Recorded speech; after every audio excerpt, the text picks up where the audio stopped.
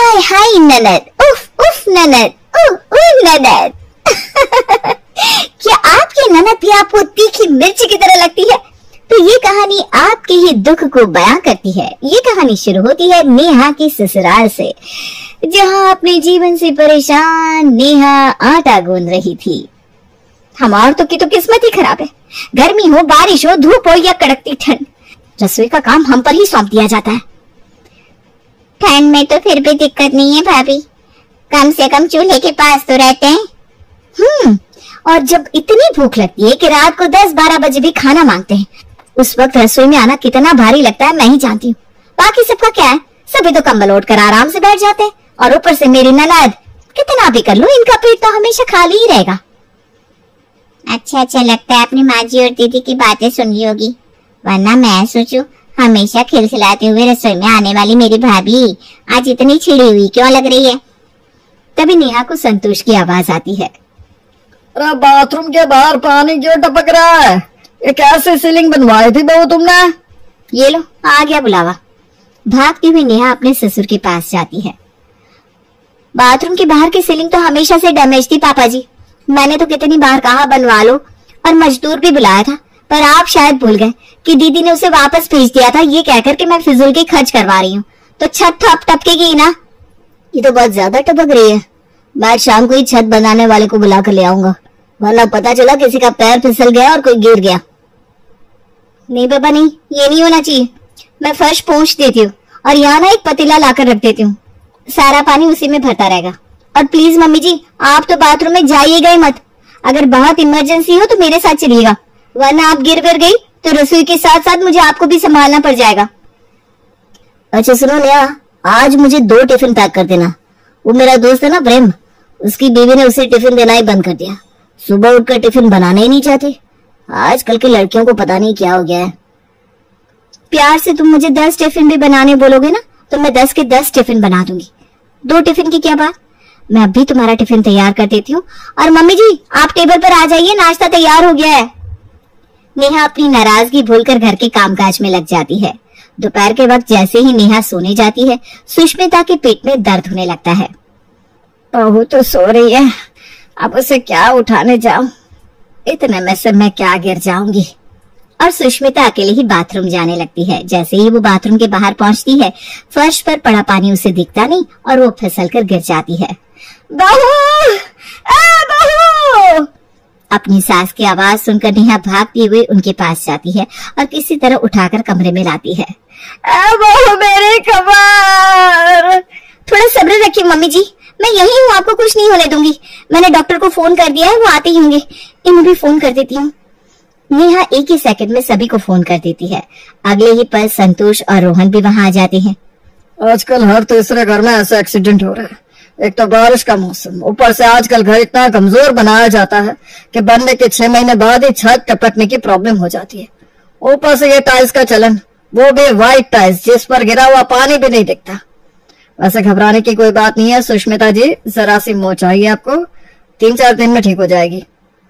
आप मुझे दवाइयाँ बता दीजिए डॉक्टर साहब, मैं वक्त पर मम्मी जी को दवाइयाँ दे दूंगी। देखा मम्मी जी, मैंने कहा था ना मैं आपको कुछ नहीं होने दूंगी। संतोष डॉक्टर साहब को दरवाजे तक छोड़ने जाता है, तभी सुष्मिता का फोन बज जाता है और फोन पर कॉल था निकी का। हाँ बेटा, कैसी है तू? आपकी आवाज को क्या हुआ मम्मी, सब ठीक तो है ना? भाभी ने कुछ बोला है क्या? आ जाओ क्या वहाँ पर? अरे नहीं बेटा, बहू तो बेचारी दोपहर से मेरे आगे पीछे घूम रही है, वो मेरा पैर फिसल गया ना बेटा। क्या आप गिर गई मम्मी? ये भगवान, न जाने किसकी नजर लगी आपको। भाभी ने आपकी नजर उतारी कि नहीं? मैं भी आ रही हूँ वहाँ, फिक्र मत कीजिए। आप क्यों फिक्र करती हैं दीदी, मैं हूं ना, मैं सब देख लूंगी। क्या यही रिस्पॉन्सिबिलिटी निभा रही हैं आप भाभी? है मेरी माँ फिसल गई, यही ख्याल रख रही हैं आप उनका?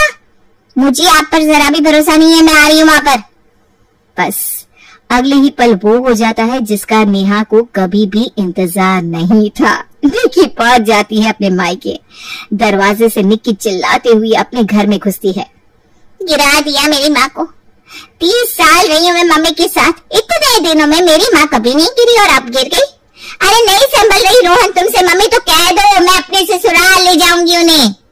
नहीं नहीं दीदी, वो बात नहीं है। बाथरूम के बाहर की छत से पानी टपक रहा है। मैंने कहा भी था मम्मी जी को कि मुझे साथ में लेकर जाइएगा, पर जैसे ही मैं थोड़ी देर लेटने गई, मम्मी जी बाथरूम चली गई और फिसल गई। ये सुनते ही निक्की अपनी लड़ाई का टॉपिक भूल जाती है और अपनी माँ के कमरे में जाकर उनसे कहती है, पहले तो भाभी दोपहर में नहीं सोती थी मम्मी, अब ये नया टंटा भी शुरू कर लिया है, अच्छी बात है। दरवाजे पर खड़ी नेहा ये बात सुन लेती है। दीदी आई नहीं कि इनका ड्रामा शुरू हो गया। मैं जानती थी ये मम्मी जी से मिलने नहीं आई, मेरी खुशी को आग लगाने आई है। घबराइए मत दीदी, मैंने कुछ नहीं सुना। अरे घबराए मेरे दुश्मन, मैं कोई तेरी चुगली थोड़ी ना कर रही हूँ जो घबरा जाऊंगी तेरे आने से। आजा तू भी आजा, अब तो ये घर मुझसे ज्यादा तेरा ही है। मुझे पता लगा कि तू दोपहर में सोती है तो चैन आया मेरे कलेजे को। चलो कोई तो आराम कर पा रहा है, वरना क्या बताऊं मम्मी, मेरी सास एक पैर पर खड़ा रखती है मुझे। मजाल है कि रात के 1 बजे के पहले मैं एक झपकी भी ले लूं। इस मामले में आपकी किस्मत का जवाब नहीं भाभी। वो तो है दीदी, हर मामले में मेरे ससुराल वाले अव्वल हैं। आप मम्मी जी से बात कीजिए, मैं तब तक सभी के लिए खाने की तैयारी कर लेती हूँ। नेहा किचन में जाकर सभी के लिए रात की खाने का इंतजाम करती है। खाने की टेबल पर सभी को खाना परोसकर नेहा भी खाने बैठती है। कितना अच्छा लगता है ना जब पूरा परिवार एक साथ खाना खाता है। हाँ बेटा, ये तो है। देखिए सुष्मिता जी, आपके गिरने से भी फायदा हो गया। मैं तो ये चीज नहीं मानती कि ननद के रहते भाभी नहीं बैठ सकती, पर मेरी सास बाबा रे इन चीजों को बहुत मानती है। मेरे ससुराल में तो क्या बताऊं मम्मी, अगर मेरी ननद आई हुई हो और वो खाने के टेबल पर बैठी हुई है तो मेरी सास मुझे उनके साथ खाने पर बैठने तक नहीं देती। और भी ननद का दर्जा भी ऊंचा ही रहता है, तो मैं भी क्यों ऐसा करूं। जब तक सभी खा नहीं लेते मैं वहीं खड़ी रहती हूँ। क्या पता किसी कब क्या चाहिए हो, सबको खिला कर सबके खाने के बाद ही मैं खाने को बैठती हूँ। सबको खाता देखना मेरा मन तृप्त हो जाता है। मेरा खाना भी बर्दाश्त नहीं हो रहा है।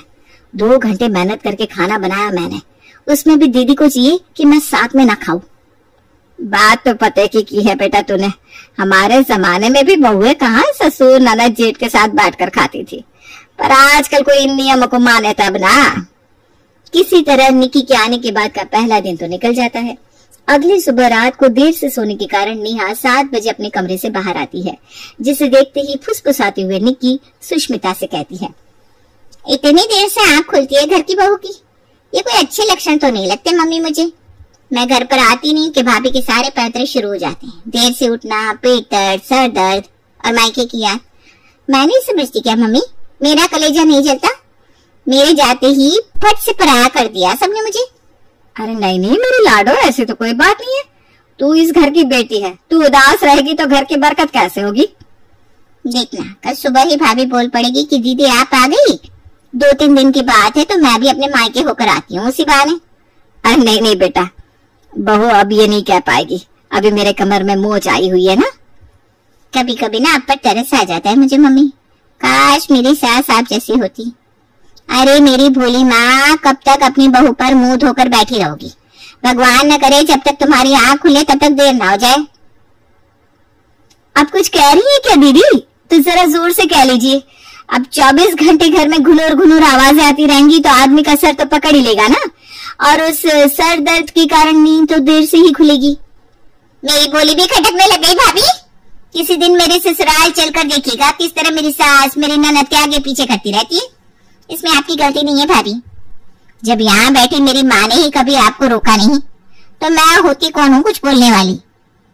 ये कहकर रोती हुई निक्की अपने कमरे में चली जाती है।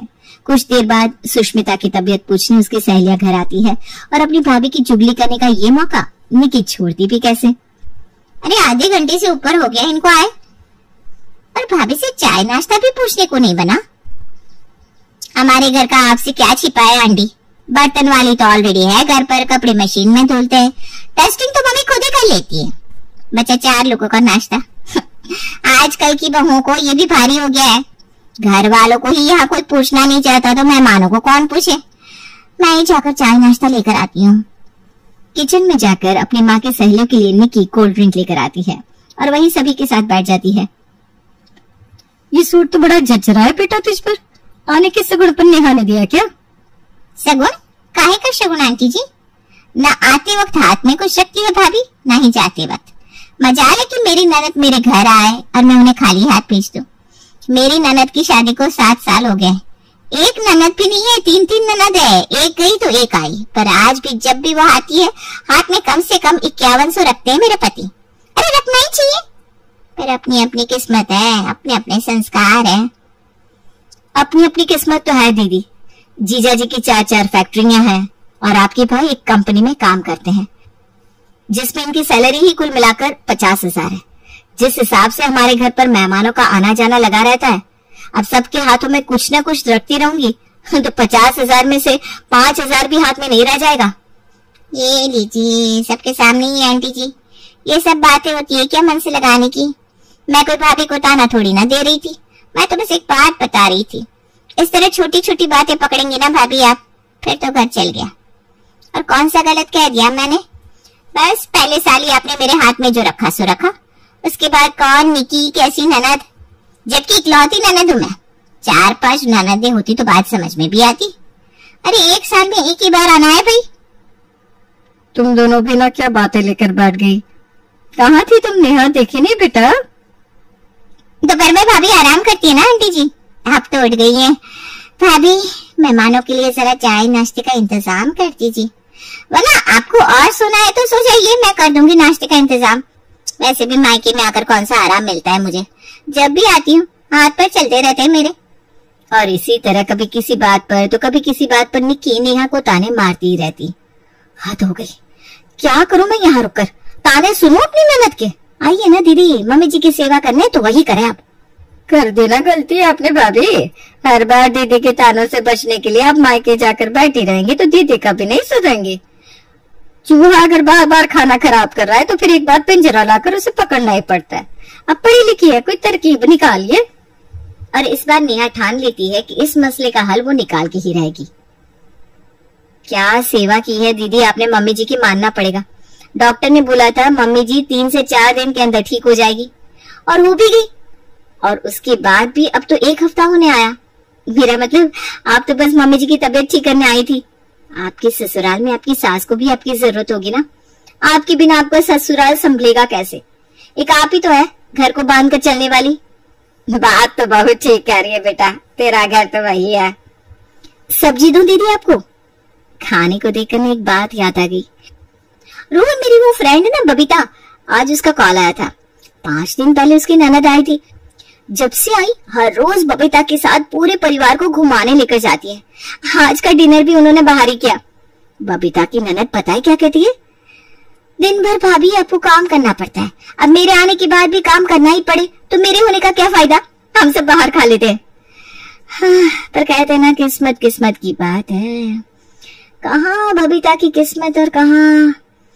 अगली सुबह 6 बजे तैयार होकर नेहा अपने कमरे से बाहर आती है। अभी तक दीदी उठी नहीं मम्मी? बताइए, यहाँ इस तरह देर तक सोकर अगर दीदी ने अपनी आदत बिगाड़ ली तो उनके ससुराल वाले तो आपको ही सुनाएंगे ना। अरे ये तो मैंने सोचा ही नहीं था बहू। आप बोलिए ना मम्मी जी, इन्हीं सब कारणों से तो मैं जब भी अपने मायके जाती हूँ मेरी माँ मुझसे सारा काम करवाती है, क्योंकि अगर मायके जाकर मैं आराम करने लगूंगी तो फिर मेरा मन तो करेगा और आराम करो, और फिर यहाँ वापस लौटकर मुझे काम करने में आलस महसूस होगा। आखिर अपना घर तो ससुराल ही होता है ना मम्मी जी, और वहाँ आलस दिखाना तो सही नहीं है। अरे तू जाकर निकी को उठा और उसे कह दे सुबह का नाश्ता दोपहर का खाना वही बनाएगी। जब से आई है एक काम नहीं किया उसने। अगर उसकी काम करने की आदत छूट गई ना तो बेकार में उसके ससुराल वालों के सामने मेरी नाक कट जाएगी। और यहाँ निक्की फंस जाती है। किसी को पराठे खाने हैं तो किसी को फुल्की, किसी को पनीर की सब्जी तो किसी को दाल फ्राई। खाना बना बना कर निक्की परेशान हो जाती है। ये क्या हो गया मम्मी को आज? इतना काम तो मैं अपने ससुराल में नहीं करती। इतना क्या, वहां तो मैं कुछ भी नहीं करती। मम्मी जी है, मेड है, यहाँ रुककर अब फायदा नहीं है। इतना काम करने के बाद तो चुगली करने की ताकत भी नहीं बचेगी मुझमें। और नाश्ते के काम से ही थक कर निक्की अपना बैग पैक कर लेती है और ससुराल निकलने की तैयारी करने लगती है। ये तूने कहाँ जाने के लिए बैग पैक कर लिया बेटा? वो मेरे दिमाग में ना भाभी की बात आ गई मम्मी। मैं ही तो हूँ जो मेरे ससुराल को बांध कर चल रही हूँ। मेरे बिना वहाँ मम्मी जी को कौन संभालेगा। मैं तो यहाँ बस आपके लिए आई थी। अब आप ठीक हो गई हो तो मैंने बैग पैक कर लिया। मैंने भी बैग्स पैक कर लिए दीदी, मैं भी आपके साथ चल रही हूँ। और जाना भी चाहिए मुझे। मैं भी तो देखूं कि कैसे आप अपनी ननदों की खातिरदारी करती हैं, तभी तो जाकर मैं सीखूंगी, है ना मम्मी जी? ऐसी बात है तो जा बेटा, तू होकर आ। है? नहीं। और नेहा की चाल के आगे निक्की ऐसी फंसती है कि दुम दबाकर अपने ससुराल भाग जाती है। और इस दिन के बाद निक्की कभी भी नेहा की बुराई करने की सोचती भी नहीं है।